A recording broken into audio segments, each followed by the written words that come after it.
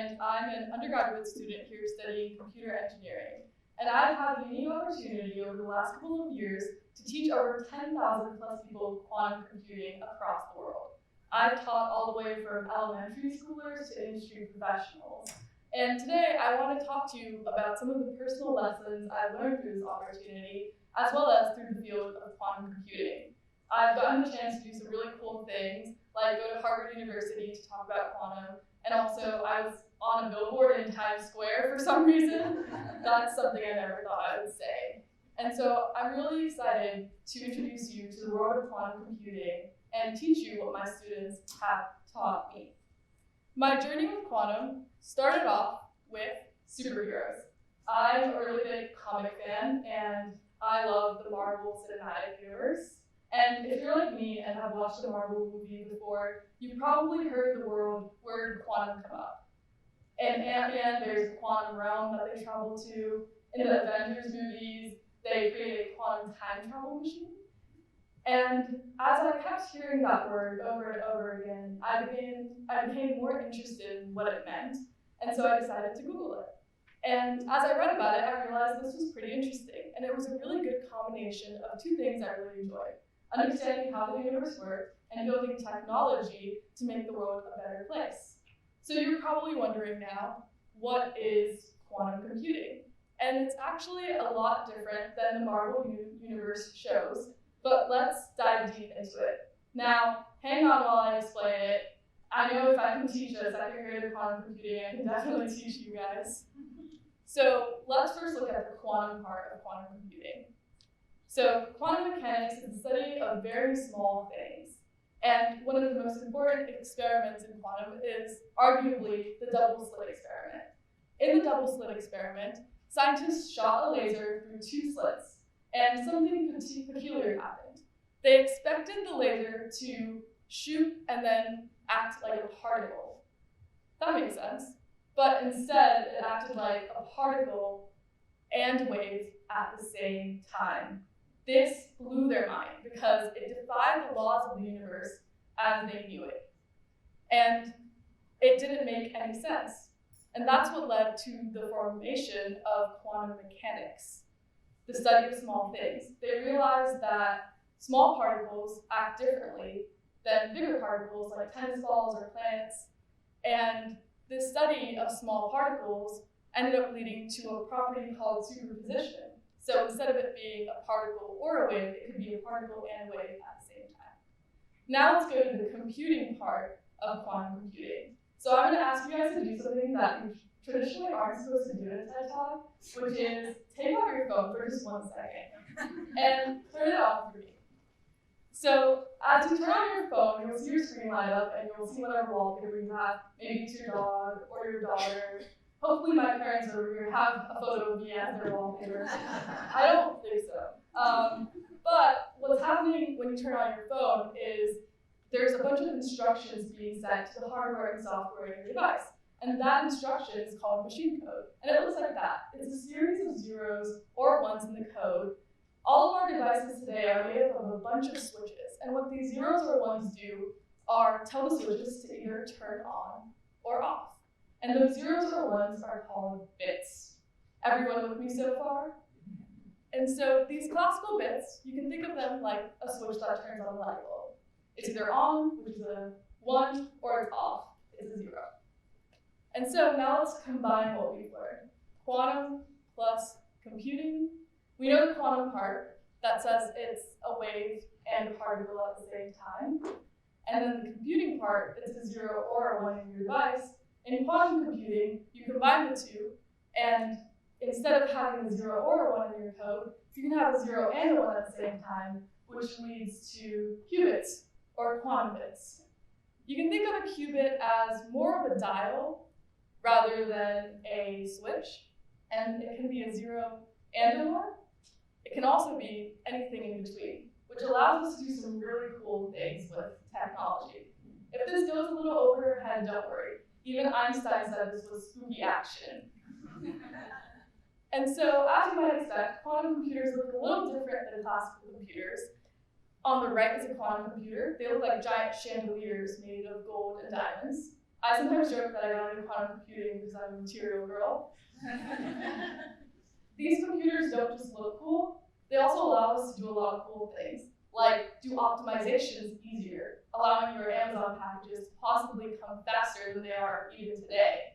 Or do things like communicate across space regardless of distance, or simulate natural processes in a more efficient way. So now that we know a little bit about quantum computing, let's transition to some of the personal lessons that I've learned teaching quantum computing. The first one is don't count yourself out, especially if you're intimidated by something.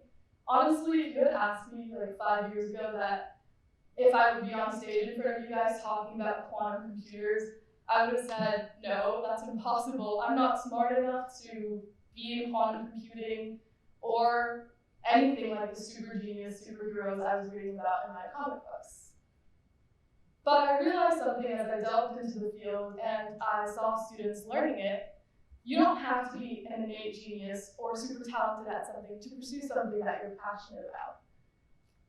I saw this with every single one of my students, regardless of their vastly different experiences. From elementary schoolers to PhDs, at some point or another, they counted themselves out and said, oh, I'm too old to learn this, or I'm too young to learn this, or I don't think I'm smart enough, or I don't think this is for me. They started imposing self-limiting beliefs onto themselves. And then I noticed something else. As time went on, though, those self-limiting beliefs started to disappear as they kept doing it and building confidence. And they realized that they had within them what they needed all along to learn quantum computing. And so think about it. Think about a time where you counted yourself out of something. Maybe it was a job that you thought you were underqualified for or not good enough for, or a hobby that you thought you would be bad at. For me, that one thing was running for the United Nations Association's National Council. At the time, I was 17 years old, and I was an engineering student. I had no background in stuff like human rights, policy, or anything related to the United Nations. Frankly, I didn't really even know what the United Nations was. And everyone else running was an actual adult with a lot of experience. But I was interested, and learning from my students, I decided to run anyways. And I ended up winning. And for the last 5 years, I've represented the states of Mississippi, Tennessee, Alabama, North Carolina, South Carolina, Florida, and Puerto Rico. I think I got them all, to the United Nations. And I actually had a lot more to bring to the table than I thought I did. I became one of the youngest elected officials and got to bring a lot of youth engagement to the United Nations as a member of Gen Z and diversity onto the council. I also got to become the first North Carolinian youngest chair of the Global Engagement Summit, one of the largest UN summits at UN headquarters in New York City. And as an engineer, I got to facilitate a lot of discussions and solution-oriented goals that were at the interdisciplines of subjects like tech and policy.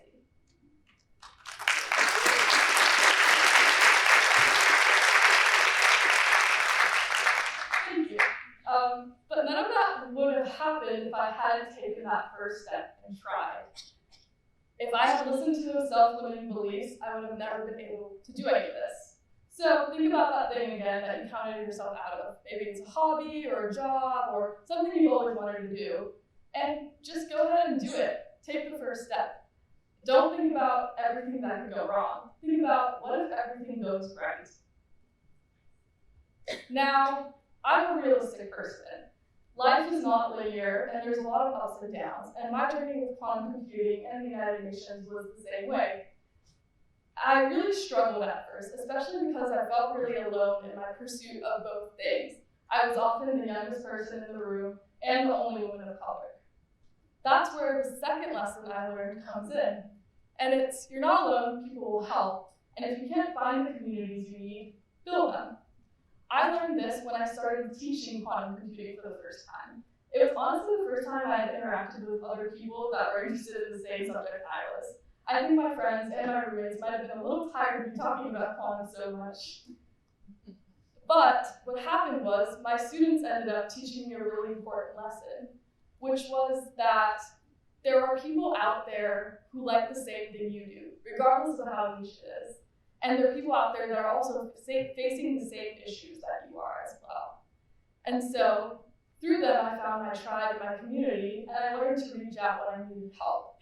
And I did that on campus. I started Quantum Computing Club, which ended up being at first just me and a bunch of my friends talking about quantum, but something that you should know is passion is super contagious.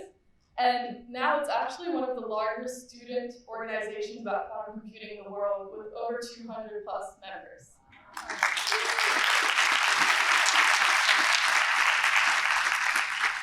And then I applied this lesson into another place where I was feeling a little isolated in my major. As an electrical and computer engineer, there's not a lot of women in my classes, especially in my entry-level classes where there were like 200 plus people, and I couldn't really see any other girl in my class.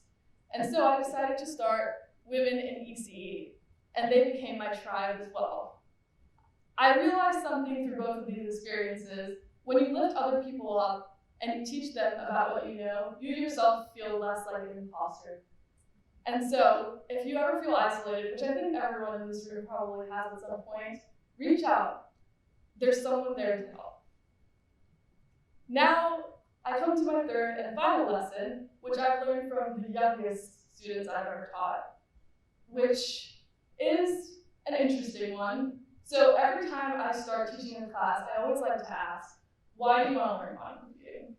And my older students usually say something practical, like, I want to make a lot of money, or I want to add this skill to my resume, or I think it's an interesting subject. But my youngest students have the best answer to this. I recently got to teach at the Durham Museum of Life Sciences, and I taught preschoolers and kindergartners quantum computing. And they were barely tall enough to see above the table that they were sitting at. It was really cute. But they raised their hand and they said, I want to be a quantum computing princess, ballerina, dancer, boxer, president. Or they said something like, why not? I thought this would be cool. And I realized something looking at their faces and the sea of possibilities in their eyes. At some point when we're asked the question, what do you want to be when you grow up? You think you have to say one answer. I remember dreading having to choose one college major just because I had so many different interests and a multitude of identities I wanted to explore. But for my youngest students, I've learned you don't have to just choose one thing. You can be a multitude of things. And that's the third lesson. Don't put yourself in a box. Allow yourself to have a multitude of interests and identities. For me, this meant exploring everything I liked. And after I applied this lesson into my life, I got a sense of freedom that I didn't have before. I felt like I could do whatever, and the world was at my fingertips. All of the options and possibilities weren't so dreadful anymore, they were exciting.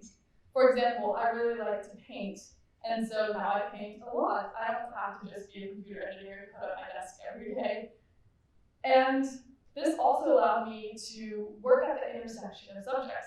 For example, I recently got a provisional patent on a quantum painting, where I use electrical paint to paint a canvas and wire it up the back and put a quantum code through it, so that way when you touch specific colors of the electrical paint, it makes certain noises.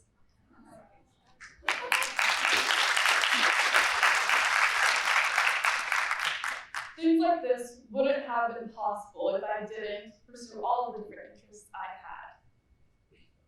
Something peculiar happened when I learned this third lesson. I think I went from a classical bit, having to choose between a 0 or a 1, to being a quantum bit, being a 0 and a 1, and all the different possibilities at the same time. I think our quality of life improves when we, like the quantum particles that are two things at once and everything in between, accept our multitude of identities and our multifaceted nature. And so I challenge you to do that, to explore all of your different interests, and to embrace being not either or, but being an and.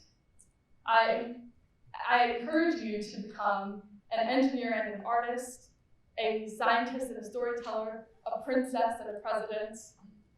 And I think we should create a future where superposition isn't just a principle in quantum physics, but an idea and philosophy we can use to guide our lives. So, as we end, I give you a call to action. Start today. Think about that one thing that you've always wanted to do, and do it. be a qubit, and use the universe as your canvas. Thank you.